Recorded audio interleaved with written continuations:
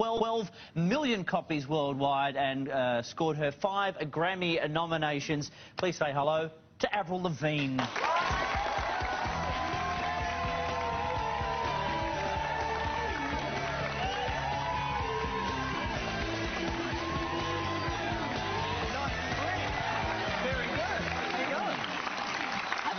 Or a jelly bean if you'd like one as well. How you doing? Good. You doing well? Uh-huh. Now, tell me a little bit about this Ferris wheel incident that I've heard about, Avril Lavigne.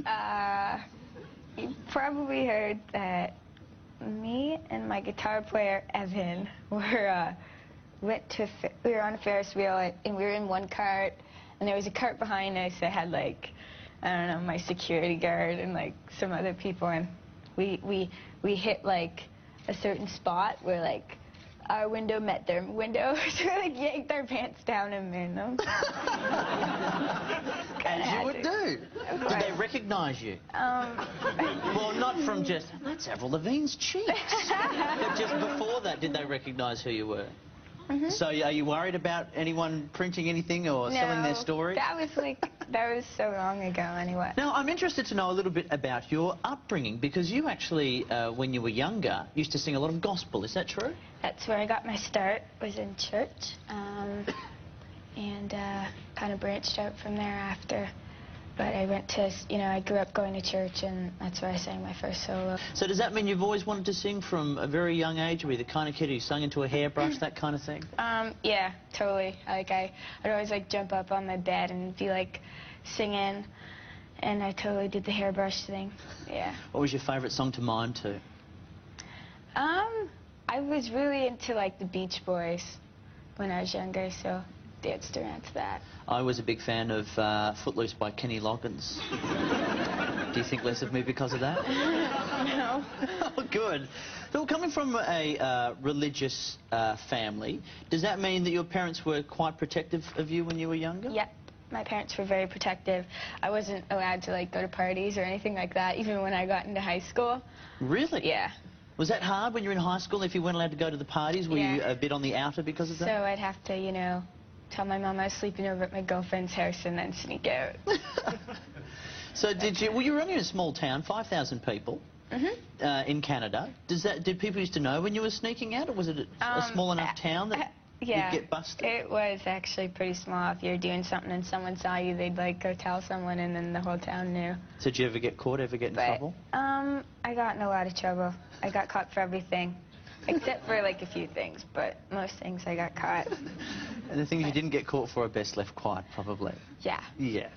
Well, I'm interested to know then, from your upbringing, from your background, how did you get to be where you are now, with the look you've got now, which is, it's very tough, it's very rock. How did that come about? Was it an intentional thing, or was it just, is it just a stage you're going through in your life? Me growing up and becoming my own person, and just because I was brought up in a Christian home doesn't, mean that I'm going to be like this kid with strict morals. I mean, I have morals, but, I grew up to be my own person. And well, how do you feel about this whole anti-Britney tag that keeps getting bandied about a bit? Not just for you, but for all these other performers as well.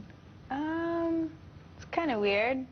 I mean, I did say a couple things better in the beginning, but, I mean, I don't really consider myself to be an anti-Britney, but, it's just kind of a label that the media is sticking on me, just like they like to do. That's what the media does.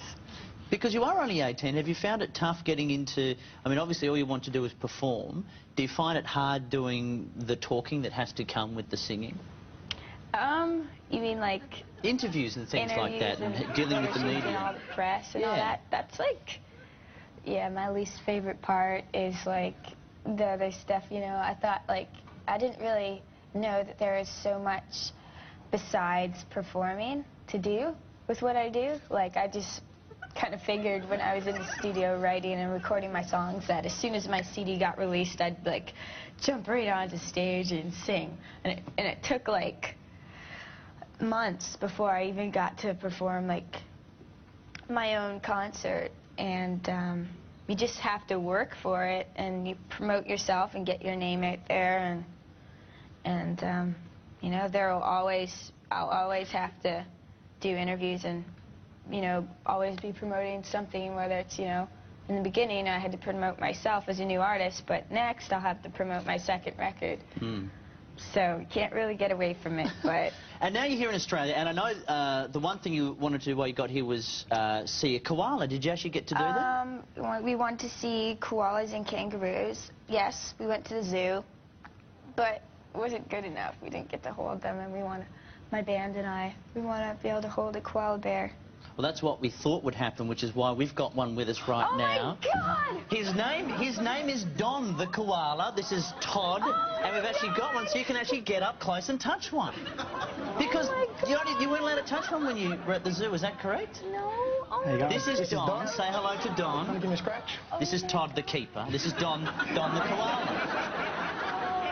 Because you're like me, you are a bandit for nature documentaries and animals, aren't you?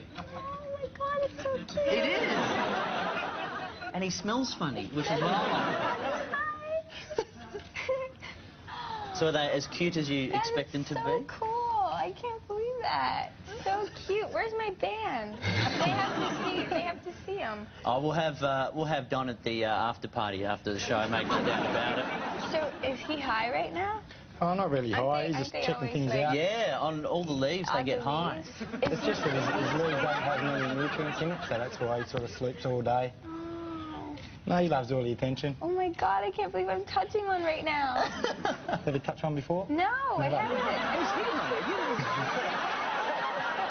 Todd must go out on the weekend with a koala. Go, have you touched one before? Well, we'll leave you to get more acquainted so you can catch up with Don properly. But thanks very much for coming on the show. It's been a real pleasure having you. And enjoy your stay while you're in the country. Thank Avril you. Lavigne, everyone.